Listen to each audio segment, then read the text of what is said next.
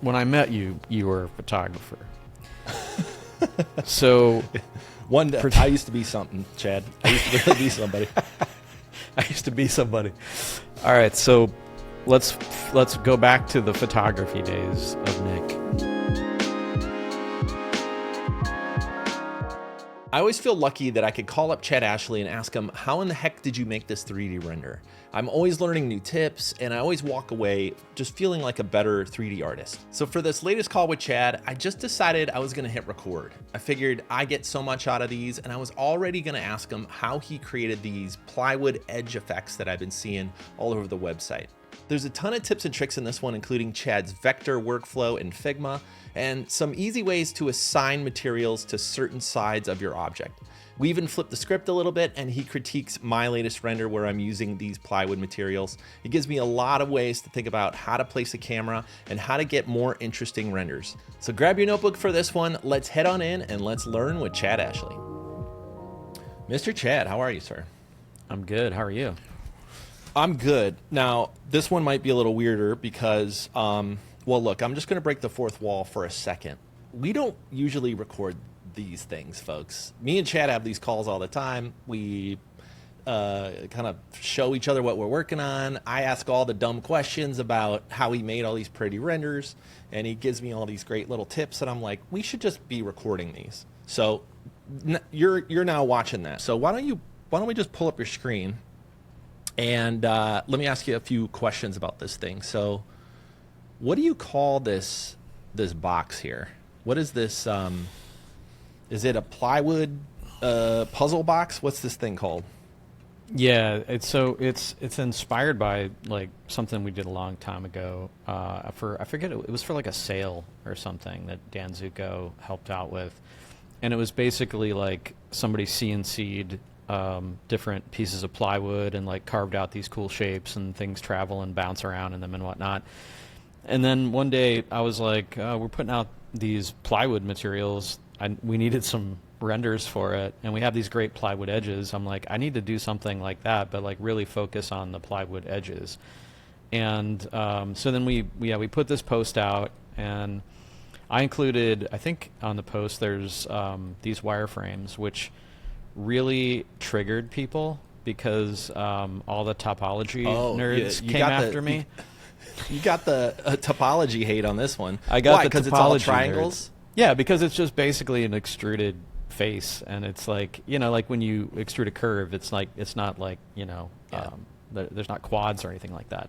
And people were like, oh, that topology though, and I'm like, yeah, but it's just one image. Like I'm not making any. They're not bending, so like it's fine, guys, chill.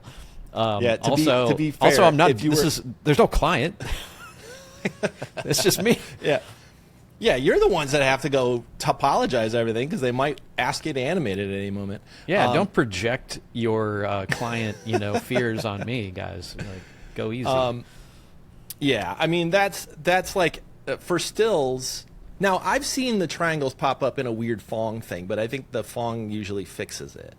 Is there really no downside if it's going to be a still and it looks fine to just keep in the triangles? The rule is like if it looks fine, it is fine. Like, like especially for something like this. Now, if I was going to be like, oh, you know what, we're going to have to bend it, or there's going to have to be displacement maps on there or whatever, then like I would definitely take the time to make a proper topology. But if it's literally just our woods that don't have any displacement on this specific set, then it's like, nah, I'm just going to do this. I'll get it done super fast. I think I got this done in like an hour, maybe, if that, maybe less, honestly. I think it took longer to like probably render it all out than it did to actually make it. Dial it in. Well, yeah. That's what I'm hoping we could do, is kind of go through the rough process of this, because I think it's really cool. Got some interesting shapes there, and I always figure, hey, if I got a question about how you did it, maybe some other people do too. So why don't we just walk through it, and I'll ask my normal dumb questions like I always do. Sound good? Yeah, let's go, man. I'm gonna take you through it where we started. It's like I basically was like, I'm a huge Figma nerd, like, as you know. Like, I love Figma. I've been using it for many years now. and it's kind of replaced Illustrator for me. I don't know if it's done that for you, but like it's really good, and it's like super simple, which I really appreciate. So yeah, I don't know. Do you want me to go through the Figma process, or do you want to just like export the SVG and go? I would say do the basic like piece of this, like even just cut out another a corner or something, like show the basic idea on this, because I certainly have not dug into Figma in this way. I use Figma in a lot of ways, but not for vectors. So yeah, if you want to show a few of the basic first steps, that way I can follow along. Anybody out there can too.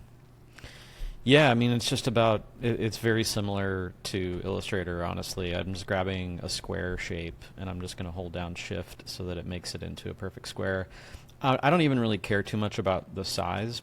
I'm usually going to, you know, something like that. Like, I'm just going to scale it up or down anyway. So from there, now I kind of have like my basic, imagine this is our piece of plywood, and we're going to like CNC out some cool shapes. So the next thing I might do is grab another square, and this one I might, you know, make it like that, and then I'm gonna maybe give it a different color so I can like see what it looks like.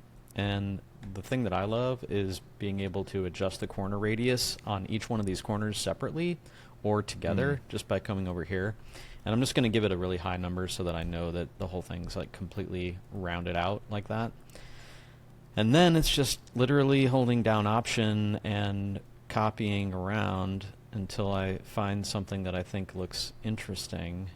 Maybe something like this. Yeah, like that. And then maybe this one goes over here, and maybe this one is actually rotated. And it's just like, you know, finding an interesting composition by moving shapes around. And just kind of like, you know, getting in there, figuring out, okay, I think that will look cool when it's extruded and like put on the side of our box. And so just kind of like work with that way, and then you're going to boolean these out. That's all there really is to it. So I'm just holding down Shift to like grab all these shapes, and then Apple G to group them, and then I'm going to grab my other shape, and we're going to come over to this little boolean guy right here. It looks like a moon shape, and we're going to say subtract. And then once that's done, we can flatten it just by right-clicking and say flatten. And then from there, you just grab you have to tell Figma, like, okay, this element right here we want to export. So we're going to hit plus on the export, and that just tells it, like, hey, we're setting up an export for this shape, and we can choose PNG, JPEG, SVG. So we choose SVG. I literally just do that, and then I say export, and I name it something that I won't forget. I'll usually put it in someplace, like, I don't know, if it's just super temporary, throw it on the desktop or whatever. So I did that with this shape here, and then if we jump into Cinema, you can see I already got. How do you pronounce this app? What's it called? Cinnamon 4D. Got it. Yeah. No, it looks cool. Yeah, it just came in like this. It was already done. I mean, that's the power. The app did it all for you. I didn't. Yeah, I mean, dude, it's unbelievable. All right, let me start over. I'll just hide these really quick, so we can kind of start from scratch. Whoa, hey, wait. How dare you get a new layout like this and not share it with me immediately? I just barely finally got like something similar to your last one figured out, and you go change it again. I'll have questions about this. My goal is to never have the same layout when we talk, so that you're constantly cool, like, oh man, I'm always behind. It's just psychological work. I know. Dude. That's all it is. I show up to school with the same hat you had on, and you got the new cool one. I'm so pissed. Exactly. I got a different lunchbox. All right. Sorry, go ahead. So anyway. you were starting over.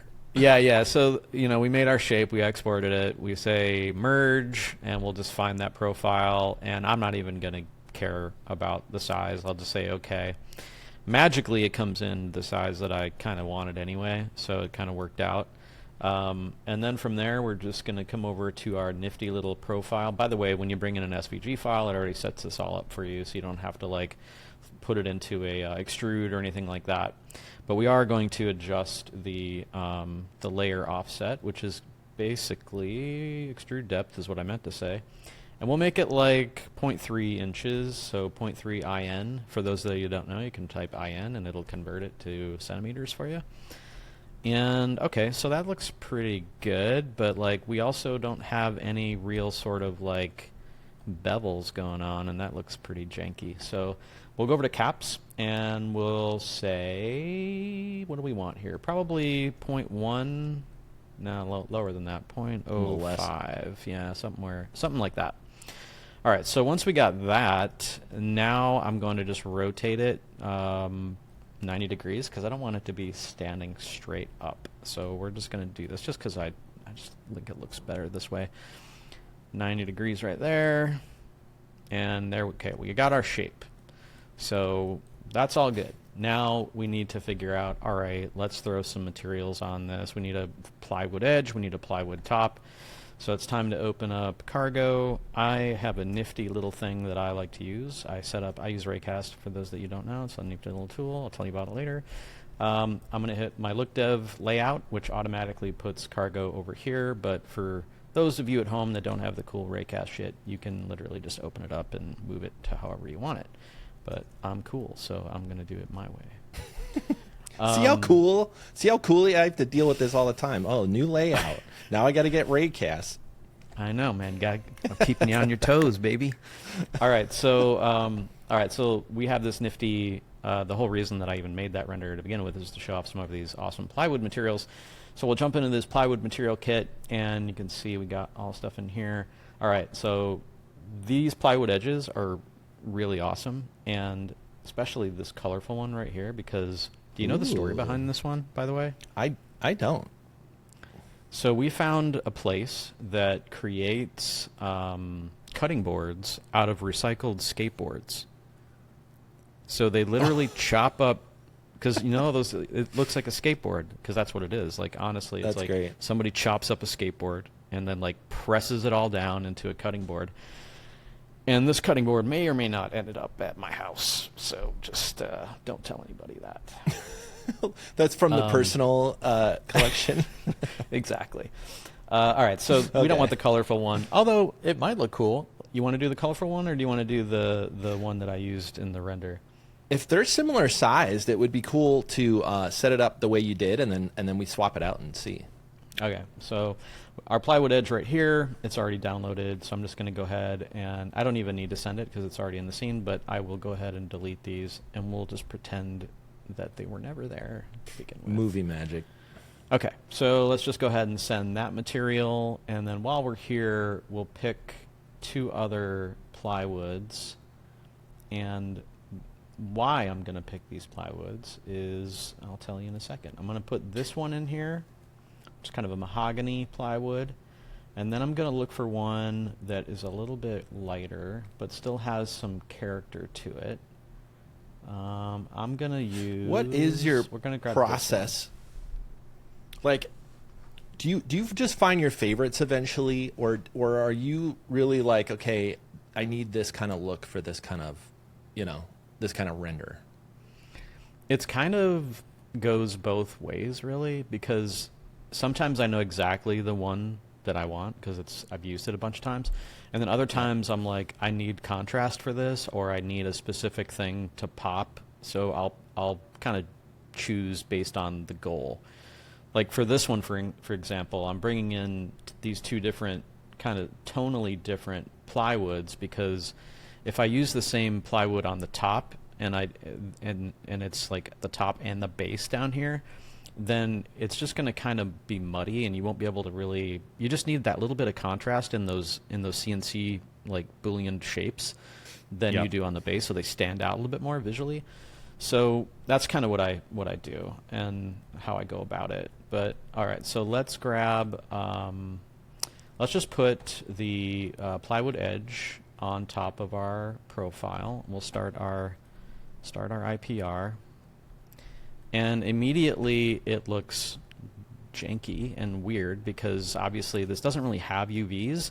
So the beauty of it is we don't need them. So for what we're doing, we can just grab that material tag and choose flat, and then make sure we're in this like material texture mode, and then we're going to basically zoom all the way out. And this is one tile of our texture right here.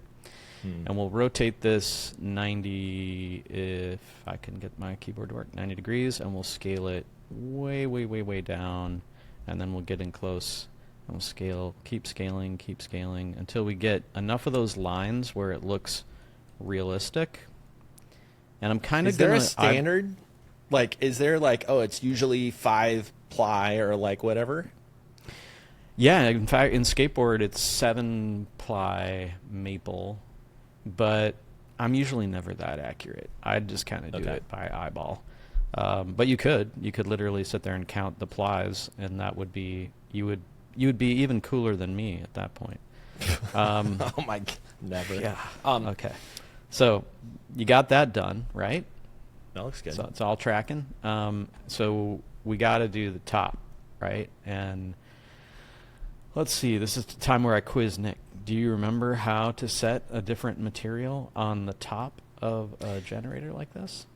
Yeah, I think it's well, I think the default is C1 or C2, right? That, my friend, is correct. Oh my gosh. You have to get From- the order right. Yeah, I think you I need. didn't get the order right. Wait, did it work? It could be C2. The way you flipped it could have made it the other cap, because Yeah, there's you're right. There's You're cap right. 1 I and think- cap yep. 2. Look at that. You were right. Man, I had it. Sometimes I got knowledge from 15 years ago that still works. Still clanking around in the old noggin. It still sticks. That works with all extrudes and text and everything, by the way. Now I'm doing the thing where I talk to the audience again, because I know eventually this will be out. But that little trick works. I use it all the time. I love it. Yeah, and all right, so we'll set that one to flat too, and we'll just zoom way the hell out. 'Cause this is just so I can actually kind of visualize the size of this, because I kind of know that this particular plywood I think is like 4 feet by 4 feet. The scan was, so I'm deliberately kind of making it a little bit bigger than our piece. I'm not being too like accurate there, because it's art and who cares, right? All right, so that's kind of it, dude. Like it's there. All right, so we got that part of it done. All right, let's move on to the next part. So now we got to put it like on a cube so that it, looks like our render. There's a bunch of ways that I could have done this, but I'm lazy and I don't like to spend a lot of time doing things. If I can do them faster, I'm going to do them faster. So I just grabbed a cube, just a regular old cube, and we're going to come in here and we're going to grab a MoGraph cloner. We'll throw our little profile SVG into our cloner. We'll set our cloner to object. We'll dump our cube into the object, and we'll change the mode to, or not mode, sorry, distribution to polygon center. And we'll zoom way out, and we'll just do that. And now all we have to do is scale our cube down and keep zooming in as we do that until we reach those corners. And there we have it. Okay, we got the beginnings of our box. Now this is where you'd say, like, well, of course you're going to grab a different object to be the inside part, right? Because a cube is too primitive. That's where you'd be wrong. Because again, I don't want to do work if I don't have to. So I'm going to grab that cube, and all right, we'll throw this onto our cube, and there you have it. And if it's still too close to what we had before, I will come in here and throw a little color correct on this. So color correct. And we'll just dump that in there. And we'll dump that in there, and then we'll grab that color correct, and we'll just go ahead and bring that level scale down a little bit to kind of get a little bit of contrast going, a little bit more saturation. Just to offset the top one, like give it a little contrast. Yeah, like I'm trying to, if we looked at it like this, and Yeah, we I didn't see. have, if we didn't have that going in there, it would look, it would just kind of bleed together. So I'm just trying to get a little bit of a separation there. Not too much, because, we don't want it to look weird. In fact, I probably went too far, so it's probably like 0.8. something like that. Again, it's a very, very, very subtle thing. Yeah, I mean, that's kind of, there's not a whole lot else to it other than, picking some really nice angles on it and adding like a little pop of color with, I think I had just used like a cylinder or something like that. It wasn't anything major. But let's see if we can add a pop of color by bringing in this colorful edge. Yeah, I want to see if you could just replace the other one and then it'll kind of roughly be the same scale and everything. Yeah, so if we just download that and send it to our scene, jump into material, there it is. Looks like it came in just fine. I'm literally just going to grab that material there, which is going to be the plywood edge, and we're going to just do a quick swap like that. And there we have it. There's our colorful plywood edge. It's kind of cool, actually. That looks cool. Dig it. Yeah. And then we'll come over to our camera, make sure we throw on our depth of field, and that way, I think I have a focal point already on here somewhere, but we're going to go ahead and move it just so I can really get in there and see. Yeah, there we go. Let that converge. And then the real trick of why it kind of looks photographic, there's two different things that I do on every single shot. The first is I use one of our bokeh maps, and I love this like cat's eye one that has a little bit of chromatic aberration in it. Yep. I'll show it to you. It's this one right here. Oop, not that. This one right here. And it's just enough chromatic aberration to kind of make these areas that fall out of focus look really kind of creamy and natural. And if I turn that off, let's see what it looks like when we turn it. I think if I'd have to actually, does that work if I do this? No. Okay. Yeah, I don't want to clear it out because it's not as cool looking. And then the other thing that I do is I have a LUT that I use. That's my absolute favorite LUT. That if we didn't use that LUT and we didn't use that bokeh, I'm just going to clear it out because I'm bold. This is what it looks like straight out of Redshift. That's nuts because, there's like a little bit more brightness. Isn't that crazy? In the light. You could probably like boost it, but man, that's a big difference. I think you lost your bevel too or something, by the way. Did I? No, it's in there. You just can't really see it because it's pretty teeny. And here, if we do this, it's still there. It's just really teeny. Okay, good. But yeah, we could come in here and like boost this light, right? And maybe that's the answer.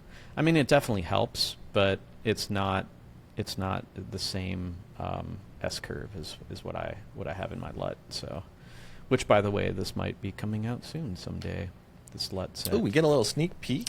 Oh, yeah. Before I forget, with LUTs, do you check the before or after button? Go in that LUT menu. Yeah. I always get confused. So you want to apply the color management before the LUT. Yeah, because if it's in ACES, which it should be by default, it's really hard to do LUTs in ACES because it's such a wide gamut. And because we're going out to sRGB almost all the time anyway, it's better to do all that ACES work and then do the LUT on top.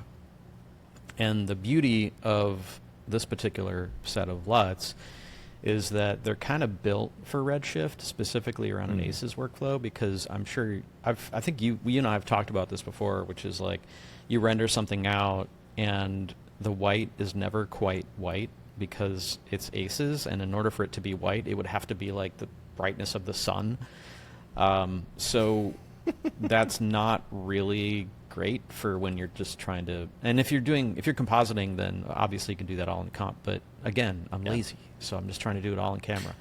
So by doing that, that's why when I turn it off, it gets so dark.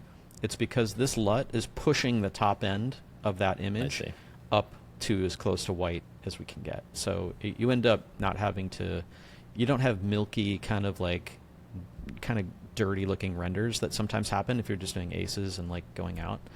But yeah, so these two little tricks are, in fact, we lost our bokeh, but I don't. We can go find it, I guess. Let's go Well, find it again. I got an idea looking at this because I tried to recreate not this one, but it's the poster from the plywood. It's just like the squares of plywood, and I maybe I just get your eye on it, and then you can critique me like you love to do. You know, like like how we met, Chad, creative director style. You just kind of Yeah. You That know. sounds good. Okay. Can you see this? I can see. Woohoo! All right, see my boring old layout now that I got to update now that you have a cool one. I did move this over, by the way. I love this because I use these tools, but I always hated going all the way over here, and so much of my stuff is vertical, and sometimes we do these like Instagram crops too of like screens, and it's just a little easier to like see it all. But anyway, now I got to rethink everything now that you showed me yours. Here's where I ended up. So I got a bevel. That's my goal. I've got I've got the bevel. I've got some basic lighting. I don't hate it, but I think there's certainly some work to be done here, and I could go through the little steps. But anything come to mind right away? This is just like a rough. You know me. I see stuff that it hits our website, and I just got to go see if I could recreate it because I literally can use the same materials. I'm like, well, at least I got that part figured out. Yeah, let me go out to like a different angle so I can just kind of see what the scene looks like. It helps me understand, I guess, what's going on. Let me simplify my cameras here just so I could use a zoomed in lens and show you. So here's the top. It doesn't look great from far away. That could maybe be the issue. I got this cyc that is bouncing some light. It needed a little bit of bounce light, but I had to darken it quite a lot, and I liked how this red looked. So it's kicking up a little bit of red here. And then I think I have sorry, it's hard to navigate there. I think I have a gobo light doing like a little highlight piece. Let me turn that on and off. There it is. And then there's also a like a HRI, I think, just filling in the gaps. Okay. Yeah, so when I approach something like this, I kind of like think about it like I was doing it in almost like on set, right? So I would probably increase the amount of clones because I think the original there was like, I don't know, like 20 stacks of plywood going up into the air. More of them. So just giving us more there so that we can frame the shot a little bit. We can like find better moments in the shot. Yep. And then the next thing I would do is like just start off by like compositionally, like maybe not have so much crazy rotation just until we like find the angle. And by bringing that down by quite a bit, it's going to inform us like, okay, yeah, just something like that, right?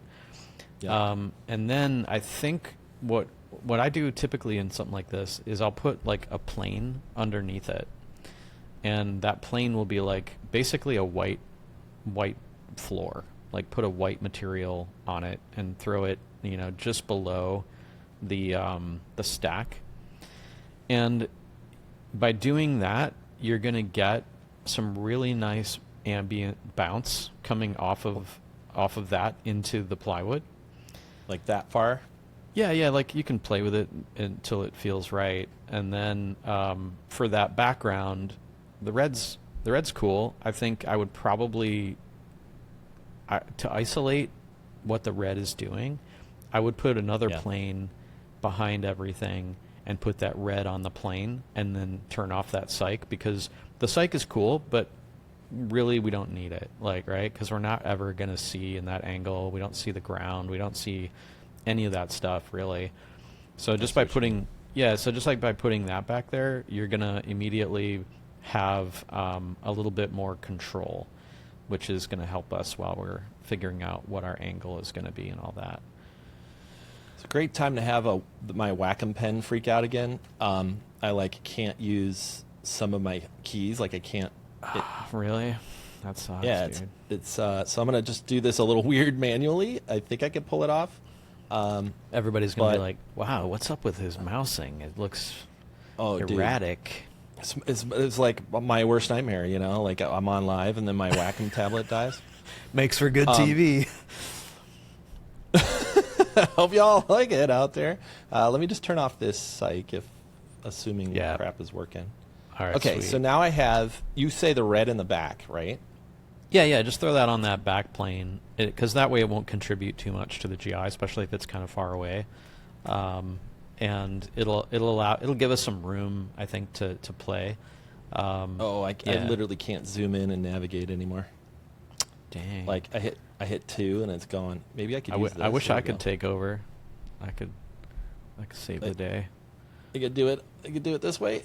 Oh, there we go. Yeah, I that's could not do it too this bad. way. All right, that's fine. All right. Just use Give the me, old school. Give me some All right. next steps here. All right, so kind of what's your lens at right now? Is it like 100? I think it is a proper 300. No, it's at 100. Look at that! I guessed it. That's I sometimes I impress myself. You wow yourself. yeah. That's I'm swear I'm not like that person. But okay, so I'm impressed. go ahead and like just frame, get that up angle, kind of put the corner kind of in an interesting place. This is where you would want to potentially hide that that plane from bottom one. from primary visibility. Yep, you got it. You're right over there. All my live show nightmares are happening all at once. God.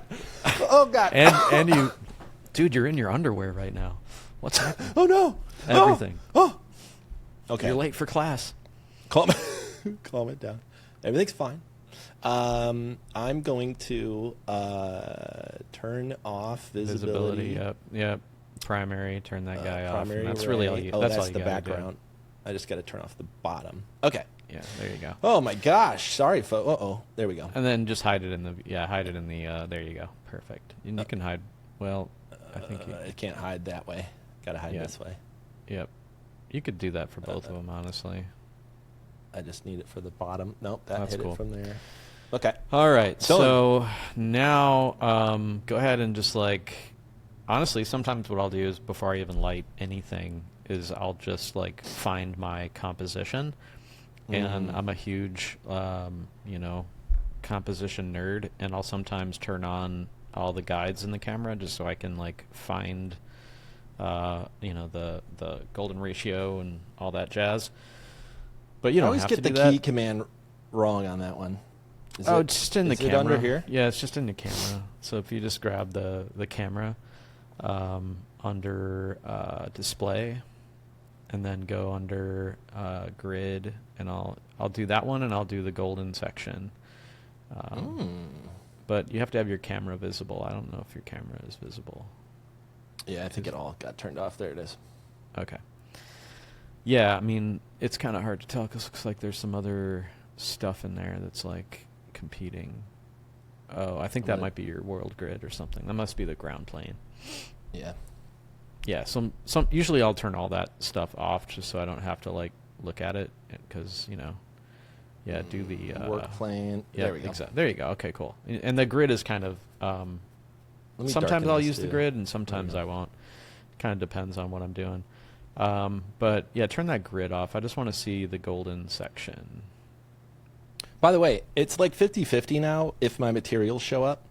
Like, sometimes I'm like, oh, I see all my materials, and sometimes it's just like blown out. Maybe that's the gobo? Yeah, it's just the gobo light. Let me turn this off.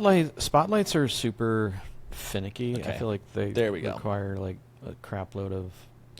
I just hit take it so much from the energy. viewport so we could look at this thing. Yeah, that's all right. fine. Golden section. I'll turn grid off. There we go.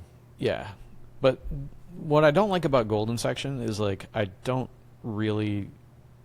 know it. Sometimes just rule of thirds works. So then I'll turn off golden section and I'll turn grid on, and then I'll make Yeah. sure grid is set to 3, and I'll sometimes just do that, right? All right, so that's classic. you DSLR want style. exactly like so the convergent lines here are kind of the most interesting points. So just then, yeah, frame it up. Like put the corner of those of that plywood somewhere along that right line there. If you can get your you're Wacom saying to like cooperate. the far corner. Yeah, just move it over. Might have to drag a couple times here. Maybe one works. There we go.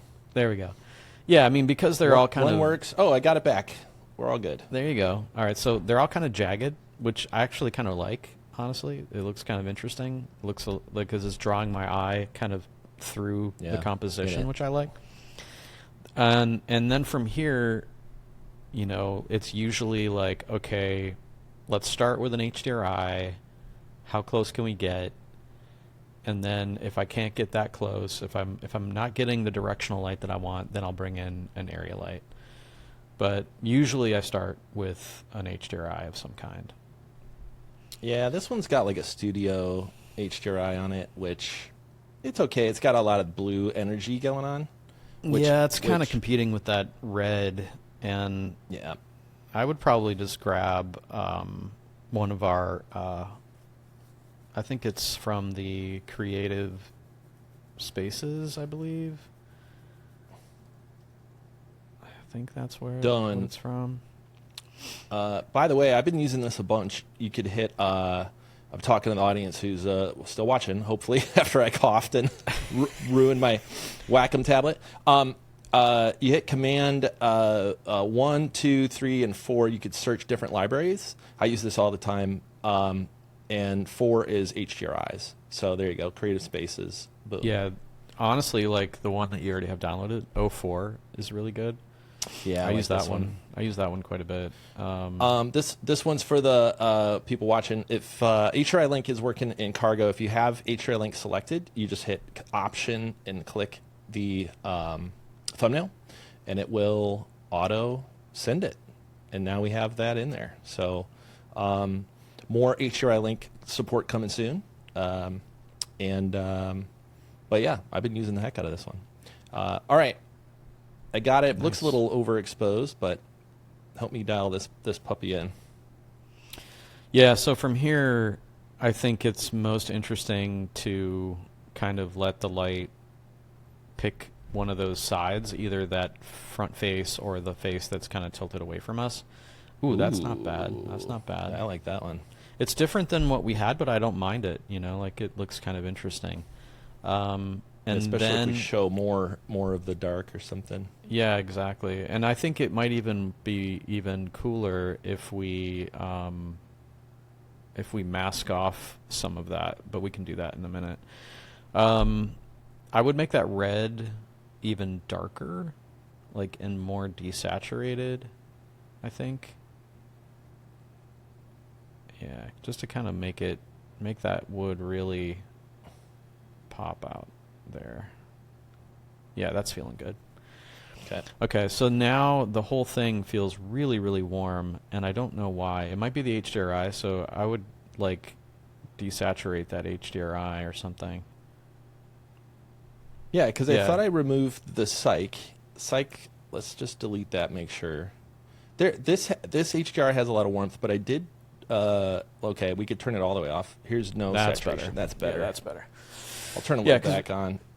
Yeah, I mean, we can always mess with that later, too. Okay, so now we've kind of got a framing that's looking pretty good. Now let's make sure we got our aperture set correctly. And that is, like, one of the most important things that you can do. So if you're a photographer, Nick, right? Oh, baby. When I met you, you were a photographer. So one day, I used to be something, Chad. I used to really be somebody. I used to be somebody. All right, so let's go back to the photography days of Nick. You're right. You're in a photo studio. You've got your DSLR with you. You've lit this stack of plywood with some soft boxes. What are you setting? What's your aperture gonna be, you think? Well, if it's the mid 2000s, it's as low as fucking possible. That's really the mode everyone was in. Was like, oh, I could use a 1.2 lens, so it's 1.2. You know, that's where my mind was back then.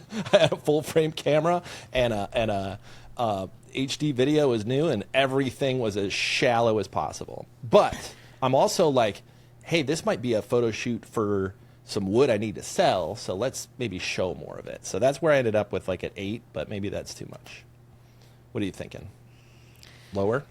I think if you're trying to show the detail of the wood and you're like, oh yeah, this is, the grain and all that, then you probably want to be like between a 2 and a 6, I would say.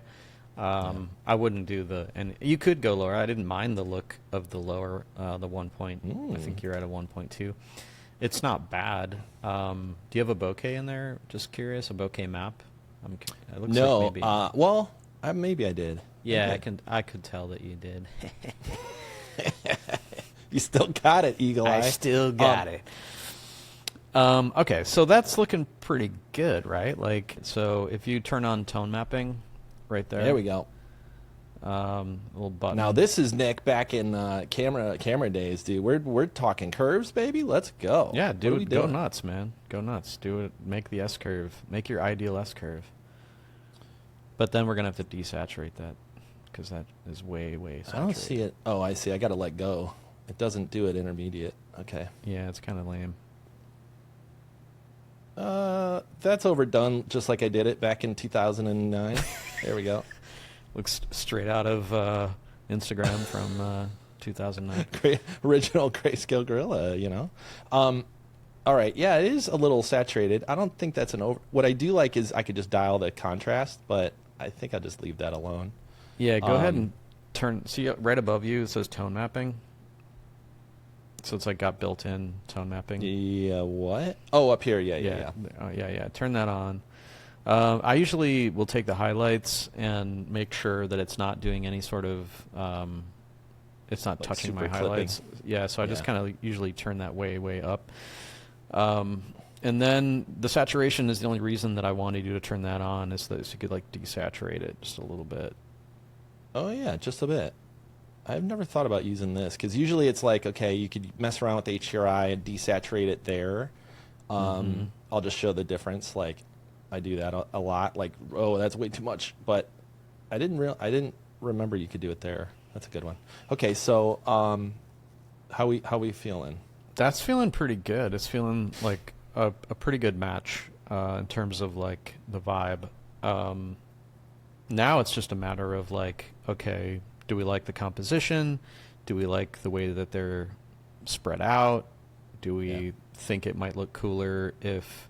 What would it look like now that we have this set up? Like, what would it look like if you turned off that random effector and you just put a... what's that one? Step. If you use a step effector set to rotate and see if we can get them to, like, fan up. All right, let's do that. I'll select the cloner, I'll hit a step, and then I gotta probably turn off scale. I think it defaults. I think it is by default. It defaults to scale for some reason. So we want. Hold on. We're gonna get there. Why is it rotating all weird? Because it isn't. They're it's really just large. big. Yeah, they're big. That's why. Which is not bad. I mean, So we could get this going. Yeah. So come all the way back around. I think it looked kind of interesting when you were just like, when you could just see some of them. That's a little too matchy. Yeah, it doesn't take much. You I don't want just it to be even. Now it's just a matter of like playing around until you find it. Ooh, that's a fun one. Yeah, that's not bad. That's and if those were rotating, that might look kind of rad. So how you're doing your focal point right now? Why don't you show people your method for that? Okay, so I always have a focus null in my starter scene, and it's always tied to this camera. And I just grab the place tool, and I place it where I want it to be in focus. And that's it. But we have a tool for that. What, placement?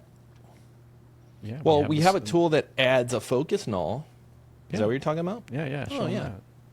Okay, Start from thank like you. get rid of your focus null thing and just show them how you can do it with one click. Oh, man. Look at you. I was like, usually I'm the one, pushing for all the demos. I'm really proud of you, buddy.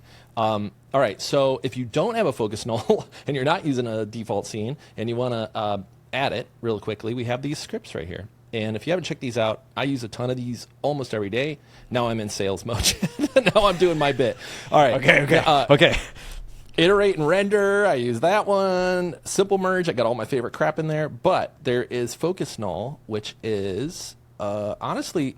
You're in the wrong. Yeah, you're in the wrong. Yeah, one. I have it in my scene, so I never grab it. But Yeah. is it in the camera tools? Yep, exactly. That's the light tools.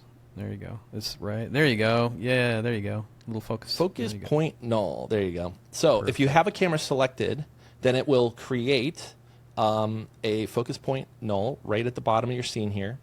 And because we're using a 1.2 lens, everything got blurry. But then you could just follow along and do exactly what I did, which is grab your place tool and then click literally anywhere in your scene that that has an edge, and it'll just stick right to it. So maybe I should have zoomed this in a little bit more. But you could place it anywhere you want. You could place it in the back, and you can see all this is blurry. But I like to kind of pick something in the middle, or obviously if it's a logo on a product or whatever, you could just place it. And you could even stick it and animate your product, and it'll always stick to it. But there you go. All right, so good idea, Chad. I'm gonna plug our scripts because they're awesome. And if you open up Cargo really quick, just bear with us, folks. This is how we keep the lights on. If you jump over to the tools area, yeah, there you go, and you scroll down, we have an incredible amount of scripts that save you clicks and save you time, and the script that Nick just showed is in the camera scripts, and we'll set up your camera focal null and get you all set. There's some other really great ones in there too, so go check them out. That's all I'll say. Check them out. Yeah, thank you. I can't leave this alone until I show it because it's literally in the scene, but in the camera scripts is also signal camera pivot and signal camera what do we call it? Drift. So drift, I use all the time. It just gives you these left and right camera moves. So if you just hit play, it'll take any camera you have and create 3 cameras below it with 3 different very simple, subtle camera moves. One in X, one in Y going up, and then one in Z where it's just a real subtle zoom. Hopefully you can see that at home. I use this all the time because it'll automatically set it up and add signals so you could adjust it. So if you need more or less, you can just dial that in. So sorry, I had to do what I had to plug you. What extra? I love that one too because literally most of the camera moves that I end up doing are like simple dolly track moves. You've seen, for those that don't know what a dolly track is, it's literally like a camera on some wheels that goes along a track in a very linear motion. And that motion, don't ever that motion is really nice. It's honestly works. not hard to set up, but it is kind of hard to set up because if you make a camera and you give it that animation, maybe it's just a dolly up or something. Now you want to move it. You have to throw it into a null and then move the null. And now all of a sudden, you're not really moving the camera. You're moving the entire rig. Right. Whereas the way this is is built, better. The reason they're all children of the original is, and it's not just tied to the same camera. This is by design so that you can come up here and reframe your scene if you decide you want a completely different frame. You could move it and try something else like this. We got to refocus our null here.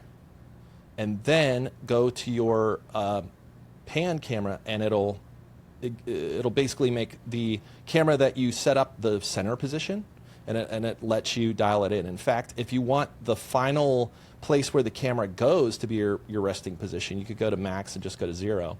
And now it will go -10 centimeters to 0. And if you're working on larger scales, obviously you're going to have to crank it up. But I like it subtle.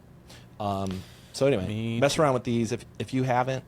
Yeah, they're all in Cargo now. Super easy to install, like one click, and I use them every day.